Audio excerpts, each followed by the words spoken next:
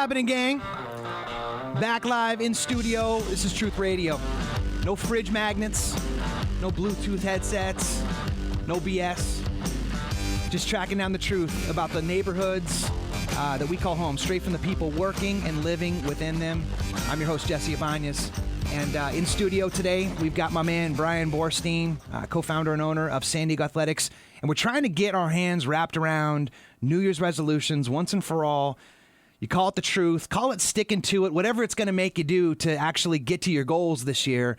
And Bryan did a fantastic solid for us on the front half of this, talking about why group concept is so critical, talking about how the 3-class element is so critical so you can find yourself in it and understand that it's not one size fits all. It's actually 3 sizes fits you. Yep.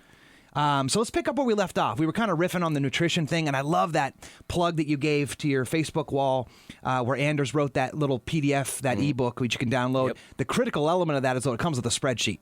Yep. So as long as you know where your baseline, actually I should say it helps to know where your baseline starts at, like your little fat content and stuff like that, right? Yeah. Little jiggle machine or whatever they got next door. Yeah. And then from there you can engineer your diet accordingly to reach whatever goals you're after.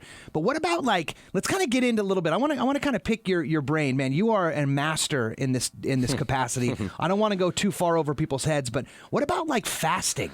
Yeah, fasting's kind of one of these things that's picked up a bit of steam in the last couple of years. There's been a lot of kind of science in the mainstream almost about it.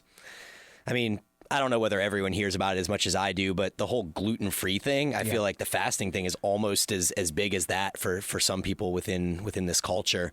But fasting, it can be done in a number of different ways. Like I remember reading this study that if you fast and just water for 1 week every year, which sounds like a lot, 7 days, it can actually completely kill off all cancer cells. And I know that this research paper needs a lot of additional work, but we're not doctors. We don't play one on the internet. And I mean, that's an extreme version of fasting, like once a year, I'm going to do an entire week. So intermittent fasting is kind of the more applicable model for a lot of people. Okay.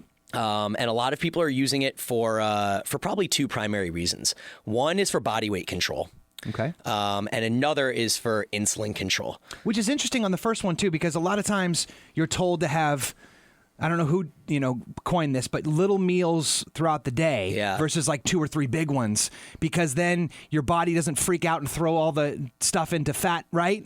So it's almost kind of counterintuitive a little bit. It is. It's extremely counterintuitive. I mean, the new science that's come out in the last couple of years has kind of proven that the 6 meals a day thing isn't necessary. Okay. That you can get the same result from 3 meals or 2 meals, or in extreme cases even 1 meal. 1 or 2 meals a day isn't going to be great for building muscle, but it definitely helps a lot with insulin control, specifically for people with type 2 diabetes. They thrive on that model because each time you eat, it spikes your insulin levels to digest whether you're eating carbs or not. Right. But honestly, the most popular methods of intermittent fasting are what we call a 16-8 model. Okay. Where you fast for 16 hours and eat for 8. The 16 hours includes the time that you're sleeping. So you're really only not eating for 8 hours, maybe 4 hours before bed, 4 hours when you wake up. Okay. So it requires you have to have a responsible early dinner.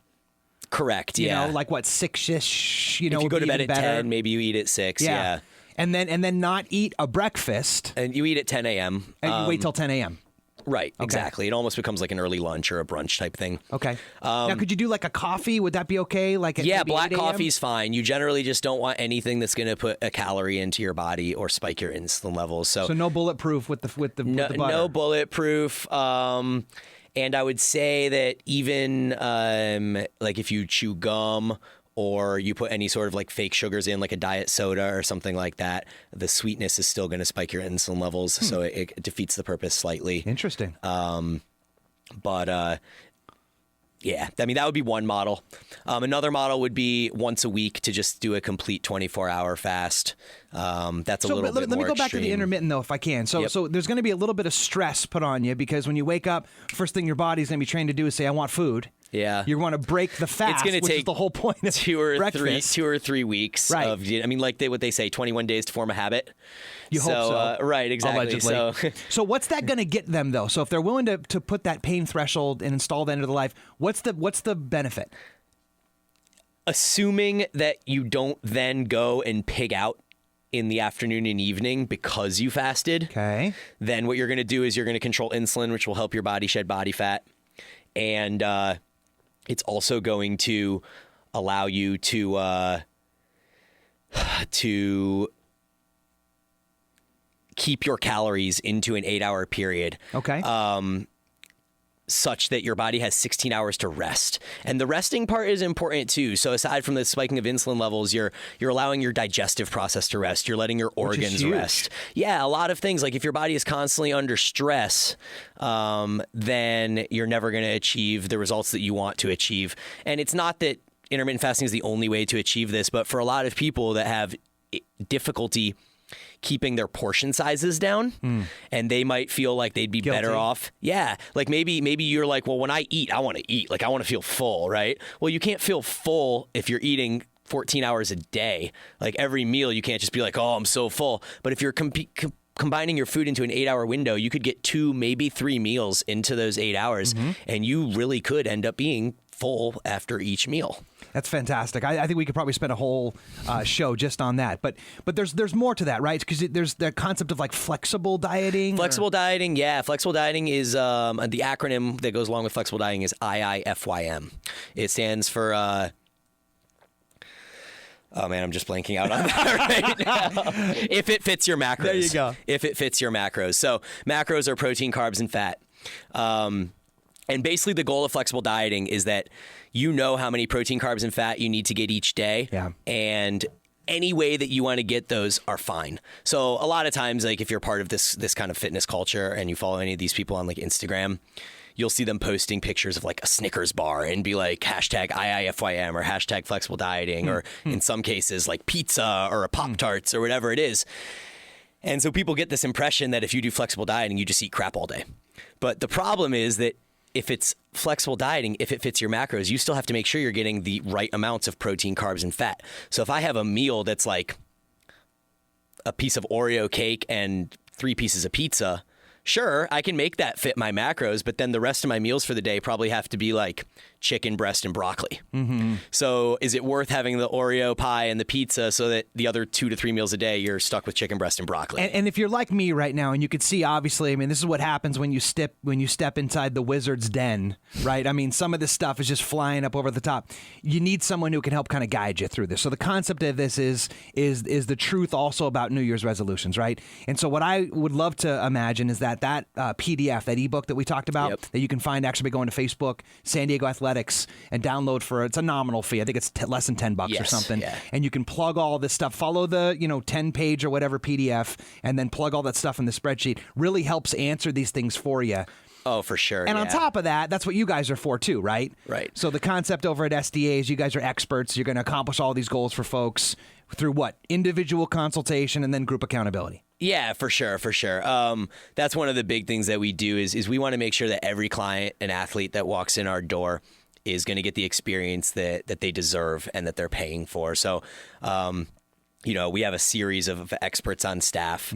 We have a physical therapist that can really work with you on your mobility issues, make sure that your body's in the right position so that you avoid injuries and overuse, stuff like that.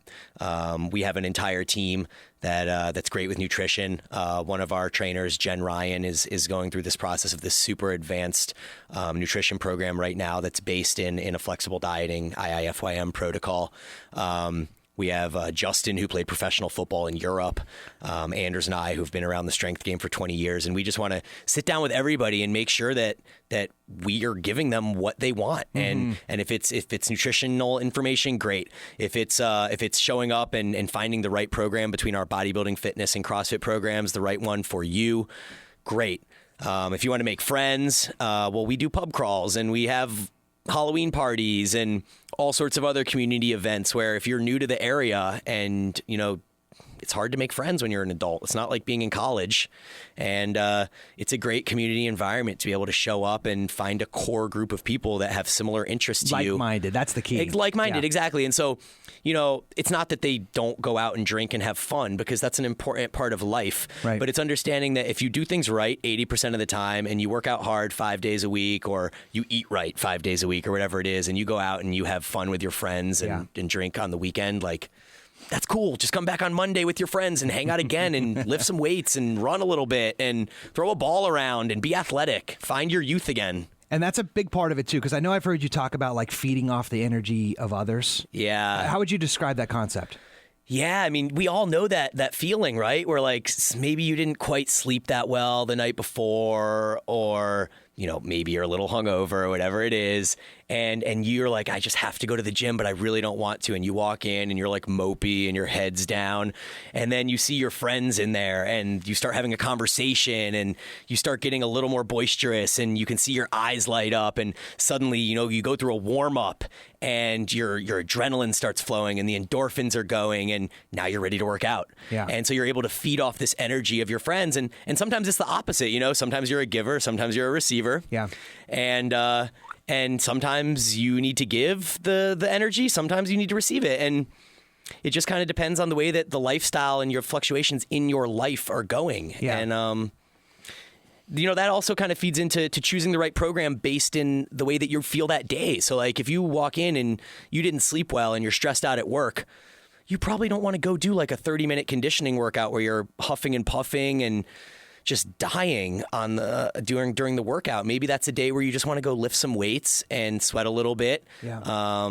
And then, call it a day and go home and rest and come back and attack the next day. I love that thought. And we're kind of wrapping up on this, but I really wanted to hear, because you've got a couple specials that you're offering folks right now, right?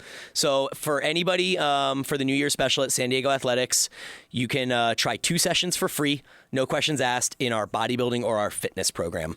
If you have a background in CrossFit, great, you can do that. But for most people, bodybuilding or fitness, come try 2 sessions. And then also, that's a great value, because if you're just dropping in without a membership, how much is $20 a session. Yeah, so this is a $40 value. Yeah. And then on top of that, we're offering people that sign up with a friend. It can be a couple or a partner or a friend or whatever. 15% off both of your memberships if you sign a 3-month contract. Oh, that's really smart, because then that's tying in accountability right into it. Correct, exactly. I love that thought. Yeah. Oh, that's really smart. That's great. So gang, if you haven't been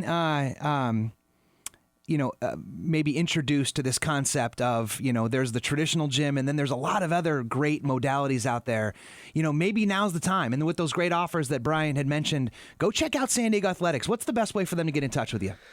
Admin at SanDiegoAthletics.com, ADMIN at SanDiegoAthletics.com. You can also contact us through SanDiegoAthletics.com on the Contact Us form, or just stop into the gym and say hi, fill out a waiver. You guys have the second best location in PV. Yeah, we're right across from Bubs and Five Guys on Garnett. Yeah. You can't miss us. Yeah. So, gang, by the way, Bryan, thank you so much, man. Of course. Something tells me we're going to be hearing a little bit more from you in the show coming up. All right. But in the meantime, gang, we're going to get caught up on a little CBS Sports Minute. After all, it is ESPN, right? So we got to get the people what they need. I think Boomer Esiason's going to drop a little love, a little birthday shout out. Is that right, Steve? You got it, my man. So, hey, Truth Radio gang, thanks for hanging tight. We'll be right back.